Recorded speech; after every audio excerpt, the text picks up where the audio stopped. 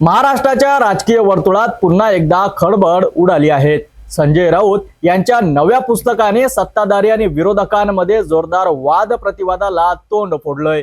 राज्याचे कामगार राज्यमंत्री आकाश पुणकर यांनी राऊतांवर सनसनीत टीका करत त्यांना वाया गेलेली व्यक्ती असं संबोधले आहेत। या पुस्तकाने राजकीय चर्चांना नवं वळण मिळालं असून आरोप प्रत्यारोपांचा धुरळा उडालाय। संजय राऊतांचं पुस्तकाचं विमोचन होत आहे, काय म्हणतात? कालच देवेंद्रजींनी सांगितलं की बाल साहित्य वाचण्याचं आमचं कोणाचंच वय राहिलेलं नाही आहे, तर तुम्ही कोणत्याही गोष्टीला इतकं महत्त्व का देता? आणि ती अशी गोष्ट आहे की जे अक्षरशः म्हणजे जगमान्य झालेलं आहे की हा माणूस वयात आहे।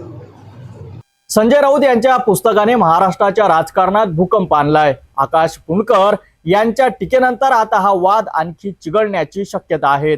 शिवसेना ठाकरे गट आणि सत्ताधारी याच्यातील हा वाक्ययुद्ध कुठे जाणार येणाऱ्या काळातच, आणि या राजकीय नाट्यांचा पुढचा अंक काय असेल हे पाहणं महत्त्वाचं ठरेल।